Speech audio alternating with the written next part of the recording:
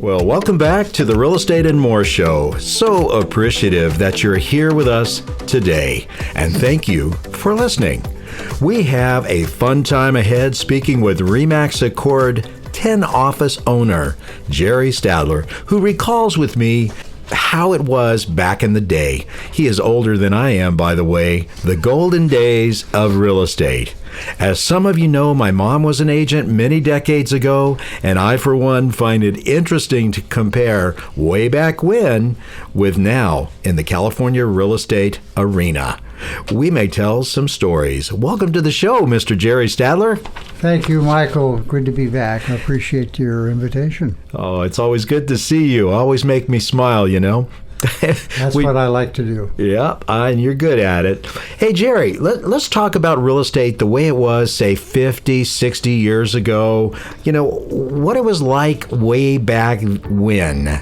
Do you recall how, as an example, the California real estate purchase contract was nothing more than one-page legal, and it was called something like deposit receipt. Deposit receipt. You got a good bell on that one, my friend. One major piece of paper, and that handled everything. That did. One page. Now we're looking at a California real estate residential purchase agreement being 16 pages. Just the contract itself, yes. Yeah. Now, when you say just the contract itself, what does that mean?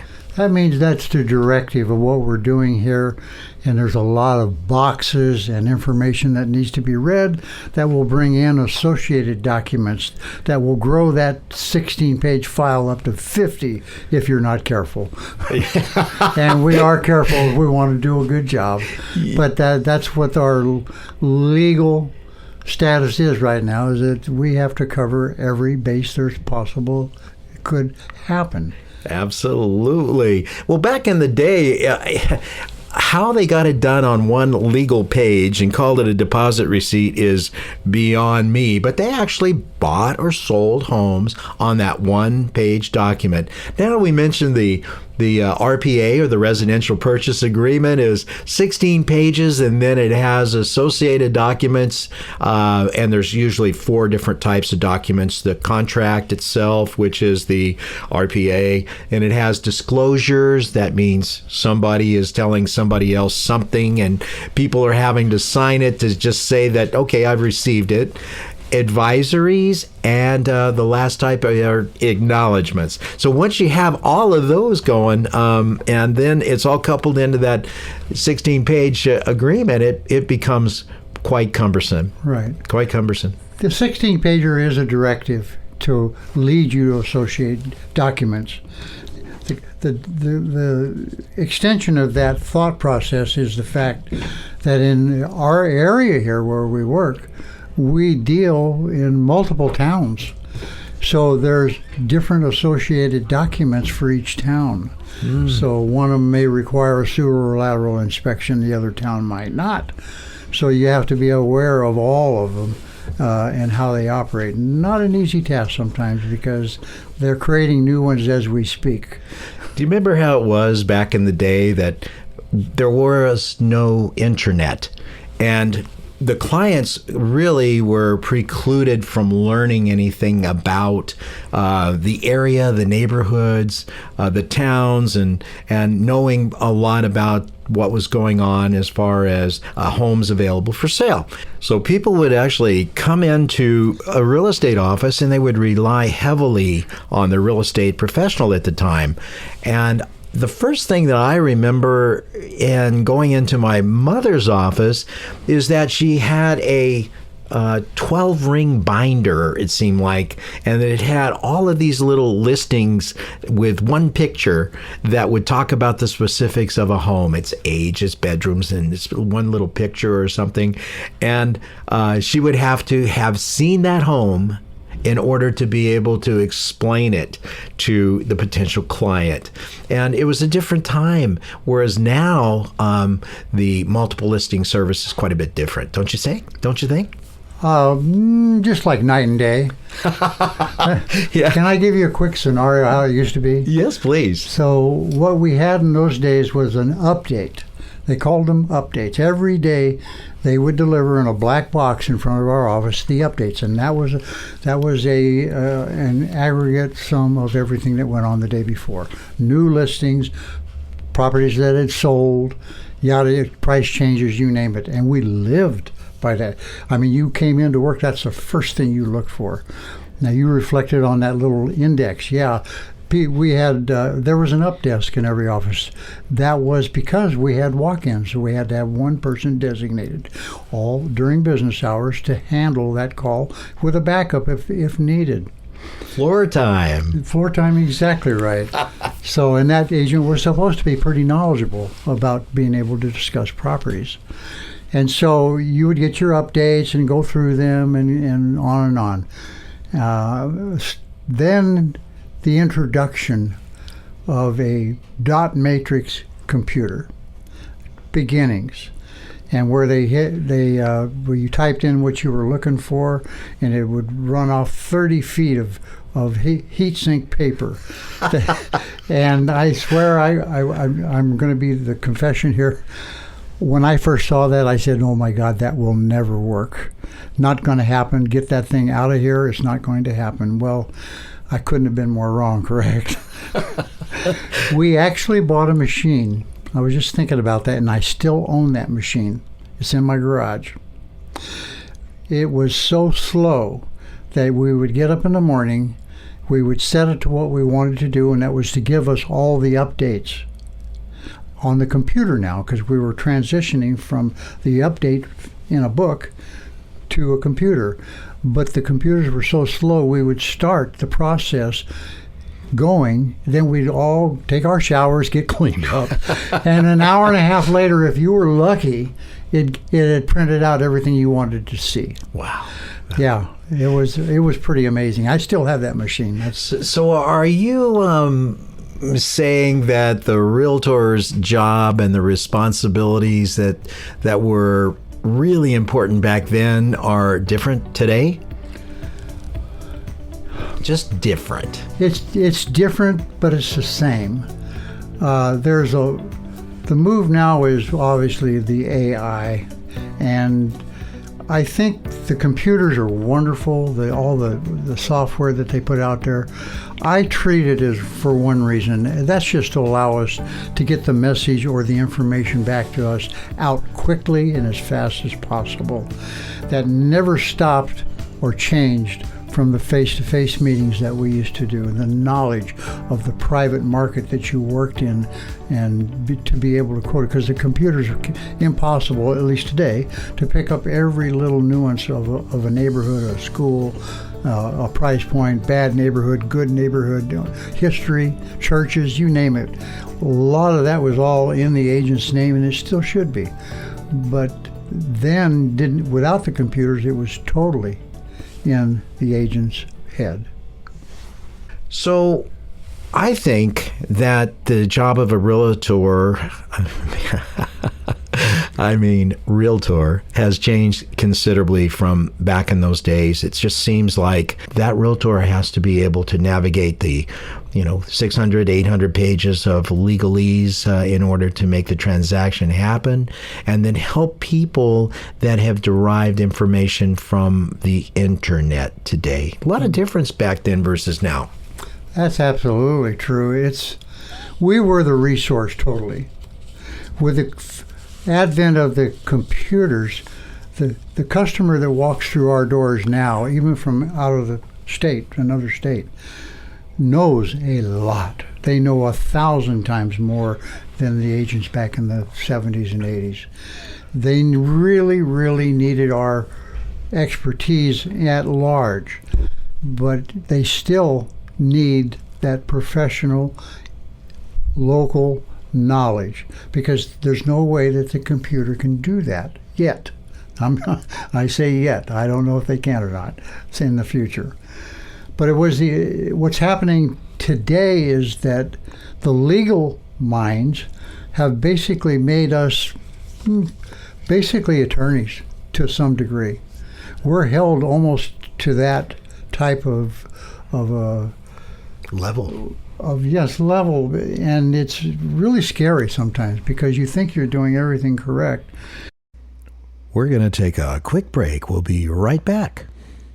Michael Hatfield, RE/MAX team. With low housing inventory and constantly changing mortgage rates, buying or selling home is challenging. Choose an experienced team who cares. Here's Michael Hatfield. In a quiet cul-de-sac near the quaint town of Clayton, revel in the wonderfully tall ceilings and open and spacious elegance of this immaculate 3,321 square foot, 5-bedroom, 3-bath masterpiece. 22 Wordsworth Court in Concord boasts outdoor living at its best with sparkling pool and newly built gazebo. Plenty of room for an RV or a possible ADU. Highly ranked schools and a warm sense of neighborhood here. Don't miss this dream home. Get help with buying or selling a home by calling the Michael Hatfield RE/MAX team at 925-322-7775. That's 925-322-7775, or go to michaelhatfieldhomes.com. That's michaelhatfieldhomes.com. Michael Hatfield, real estate and more. Now, welcome back to our show. And an example was that we were having an argument over somebody was notified of something, and we proved that we were notified. We notified them. We sent them an email, and the person making the decision looked at us and said to us, "Can you prove that they got it?" I said, "Oh my God." Well, the email didn't bounce back. Yeah. That's not enough proof. They needed to respond or sign something or acknowledge. So it's got that technical, and that's just one little small facet of the things that we're up against. Yeah, so we're salesmen is what we are. We don't make the product. We don't design it. We just have knowledge about it. And what we do is take our skills of negotiations and pricing and advice and throw that all into one big little pile that we deliver to the client, saying this is what we think. And it's grassroots. It's right on the ground running. It's not something you were living in Miami and pulled something up in California and said, I think this is the Bible right here. This tells me everything. And so it's there's a lot of burden on the real estate agent. There really is. I think all agents accept that. It's changing. It's forever changing. It's very important to have an experienced agent, in my view. Oh, absolutely. Especially on the other side, if you want a really good contract for the buyer on the other side or the seller on the other side, having someone that has experience and that has credibility. Absolutely. Not everybody, like in all professions, has credibility. So you look for that. One thing you alluded to a little bit earlier was that you sit around and actually talk to people in the old office. People would come in, they would sit down opposite you, they would talk about what their needs were, whether or not it was selling or buying. So much today is done by email and text, and people think that they know more because they read it on the internet, and the internet is always right, which you and I both know is not correct. And just as an aside, a great example is the people go onto the websites, the one that starts with an R, the one that starts with a Z, the one that starts with whatever, and they think that information is accurate. That is not the source of accuracy. The source of accuracy, the greatest source of accuracy, is the multiple listing service that each realtor uses in order to provide information to his client, wouldn't you say? Absolutely. I mean, we're held to a standard. I don't think the internet is. Anybody can get on there and say whatever they want. Oh, yeah. And you can believe it or not believe it. Yeah. And that's the sadness of what's going on today, is the credibility of the communication at large is totally suspect anymore. Yeah. Newscasts and news whatever are totally suspect. You don't know. I don't know who to believe, and everybody wants you to pay a fee now to get their information, and you don't even know if it's valuable. Yeah. So it's weird. Yeah. So yeah, you're right. The customer would come in, but they didn't know. They would walk in and say, "We're looking for a 3-bedroom, 2-bath, 1,300 square foot home," and then we ask the questions. Okay. Well, and one of my favorite questions always was, "Tell me about the house you're living in right now." Yeah, yeah. Tell me about that. In schools, and we have all that knowledge in our brains, and if we don't, we have all the access right in front of us to look it up and tell them exactly. This is not guesswork, folks. This is it. Yeah. One of the greatest things that my mother always commented about, she says, I like to go down there and I like to just meet with the other agents so I know who they are. And when a client gets in front of me, then I can tell, is that client really a good person to work for? And do I really want to really work hard for that person? But I think the camaraderie from the old days was a bit greater than what we see today. The real estate office today, and you operate 10 of them, I don't know how you do it. It would be, to me, like herding kittens. But the office of then is a little bit different than today, and that I think that the tribal effect is very important. Wouldn't you say it, Jerry? Absolutely. A correction for you: they're not kittens; they're cats. They move fast and they do require herding. Yeah. But nonetheless, yeah, your summary of that is absolutely correct. I've always said, listen to your client. You got 2 ears and 1 mouth. Use them appropriately. Listen to the client. You have to make sure that you can help them, that you want to help them, that they want to work with you too. It's a great relationship between a client and a realtor. Most of them become friends for life. Mm-hmm. And they refer their children to it. That's a perfect world for us. Clients used to really listen. I mean, they did. I remember just being a toddler and being in my mom's office, and people would come in and she would listen, and they would say, well, we're interested in that 4-bedroom a little more than the other, and we like a home in this particular neighborhood, and she would really listen. But then in turn, when she talked, the other people that were clients, the valued clients, would listen back. They really, really listened to one another back in the day. Today, I'm not too sure when you talk if anybody listens. I just don't know, if it's the same. Well, I agree with you. I've always had this saying, or not the saying, but the thought process. I love conversations with people. I can small talk, I can technical talk, I can do a lot of things. It all interests me. But I'm interested in another person. But without that person being interested in me, then the conversation is really lopsided. So I'll talk to somebody and I'll ask them questions because I'm genuinely interested. But if I'm talking to somebody for 15 minutes and there's not one question he has for me, time for me to move on. Yeah, you have skills. You really do have skills. And I'm not just saying that because we're talking to 30,000 people out there at the moment, but you have skills with people. And that is a reason that so many agents like to be at RE/MAX Accord. And that's a true statement. You listen, you care, you're part of it, and so it's important for the other side to come back and say, you know what, I need that 4-bedroom, 2-bath. I like it in this particular neighborhood community, and the reason I do, and then you help them. So that's that interchange. That interchange has slowly crept away from us, and in my business, my wife and our business, we like to bring that back. We like to make friends with our clients after we perform for them and we realize what kind of individuals that they are. So I kind of miss that office of yesteryear as opposed to now, because I don't think it delivers the camaraderie between the client and the real estate professional like it did then. Yeah. And then obviously what we're talking about is what wedged in there was the computer. Yeah. Basically, that's it. Well, you know what a computer is? It's an autopilot. It is set up to do necessary but mundane tasks so that you can save the real quality of pilot for that approach and landing when things are critical. Mm-hmm. When things are critical today at a different time than they were critical back 50 years ago. And I mentioned autopilot. Once you get the airplane up and it's rolling right along and you're going to sit there because you're going to cross the Atlantic, you're sitting there for 9-10 hours. And you want that straight and level flight or turns to follow a nav system to be automated, but you're going to have to watch it.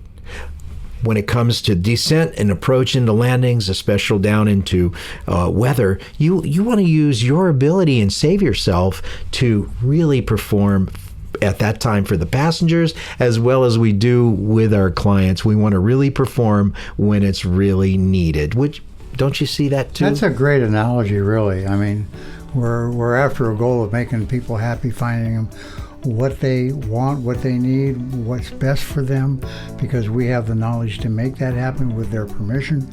And when it all ends up well, the landing of the plane, if you will, it all ends up well, everybody's happy.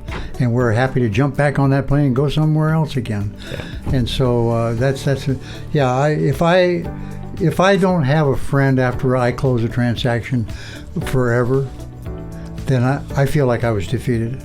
I don't feel like I won. That bothers me a lot. Yeah. It really does, because and I spend time on that. I'm a firm believer you learn from your mistakes. That's where the greatest lessons come from. And you're going to make them, but you have to learn from them, and you have to make sure that you don't do it again. And make them right if you can. Yes, and right them, that's correct. You know, funny story. I recall back in the day when pizza was becoming the thing, I accompanied Mom to an open house. Interestingly, there was this family who lingered around the home, but for the longest time, they didn't seem interested at all in the actual home. And then the doorbell rang, and it was a pizza guy. He had showed up bringing a pizza to these people, and they took and they finished off their pizza, and away they went. That was one of the funniest things I think that I ever had happen in real estate, and things do happen of an odd nature. Do you have a story like that? Oh, man, let's see. That's a great story. I've never heard that one before.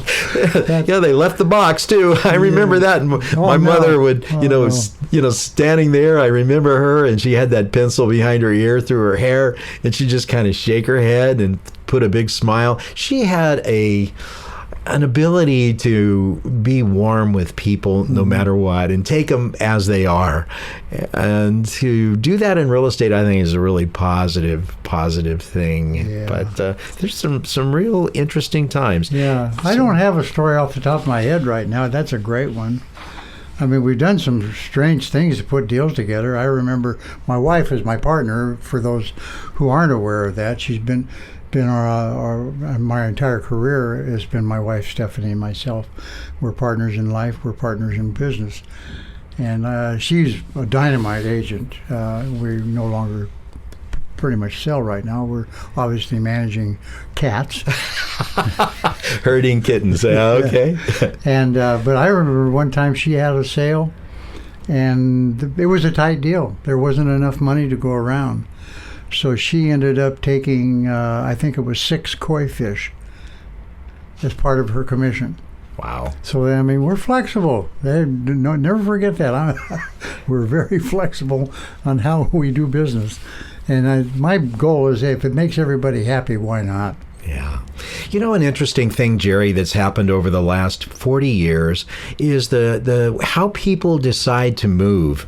You know, a recent study came out and said the movement of residents from one home to another in the United States has been progressively slowing for 40 years. 4 decades. Back in 1986, 20% of Americans moved annually. 12% of that was relocations within their immediate county. The percentage of homeowners who move annually now is all the way down to 8.5%. Movement from one home to another has declined progressively in percentage from 20% all the way down to 8.5% over the last 40 years. So that's like we've talked in meetings that the number of transactions have been declining year over year over year. And that means that people are just not moving the way that they used to. And you can take a look at the traits of the sellers back 40 years ago. Those may have been people like military people. They may have been people that using the FHA guaranteed loans to make deals. Nowadays, there's much more standard mortgage bank activity and the transactions, but yet the transactions are not nearly as great as what they used to be back in the day. What do you say? I have been in my own home now for 40 years. Okay, so I'm a realtor's nightmare, really. This was our forever house when I bought it. In the old days, I say the old days, in the 50s, 60s, 70s, people bought a house. The dream was to stay there, pay it off, and retire. As it's been in the real estate realm over the last 60 years, our future in real estate moving forward will be just as it has been. Very interesting, to say the least. I hope you've enjoyed our show today on real estate way back when. A special thank you to Mr. Jerry Stadtler, owner of RE/MAX Accord, for his valuable participation. And by the way, if you're an agent, you might want to think about working for RE/MAX Accord. If this is you, give Jerry Stadtler a phone call at 925-838-4100. But now if you need to buy or sell real estate, call us. But anyway, thank you for being on the show, Jerry. Oh, thank you. It's a real pleasure. We'll do it again. One of my favorite shows, one of my favorite people. So I appreciate the opportunity of telling what little bit I might have gleaned over these years. You're a gentleman, sir. I appreciate you so much. You've been listening to the Real Estate and More Show. I have been your host, Michael Hatfield, and it has been my honor to have been here with you. Important topics of the day regarding Bay Area real estate and interesting people like Mr. Jerry Stadtler. Listen to archived real estate and more shows at michaelhatfieldhomes.com/radio. And the Real Estate and More Show is podcast on demand on Spotify, Amazon, and most major podcast platforms as well. I hope you tune in next week. But in the meantime, have a blessed week. The views and opinions expressed are based on current economic and market conditions and are subject to change. Information on the show provided for illustrator purposes only and does not constitute professional or legal advice. Information from sources deemed reliable, but accuracy and completeness not guaranteed. Michael Hatfield and the Michael Hatfield RE/MAX team have no liability for information discussed on the show. Consult with qualified professionals prior to taking action. We at the Michael Hatfield RE/MAX team enjoy representing our valued clients. If you or someone you know is interested in buying or selling and wishes to schedule a complimentary appointment with the Michael Hatfield RE/MAX team, call us at 925-322-7775. That's 925-322-7775. Or go to our website, michaelhatfieldhomes.com. I'm Michael Hatfield. Thank you for listening today. Join us next Saturday for the next Real Estate and More, when we again sharpen our focus on how's the market. Join us next Saturday and have a wonderful week. Best wishes and blessings to you. DRE 01493761.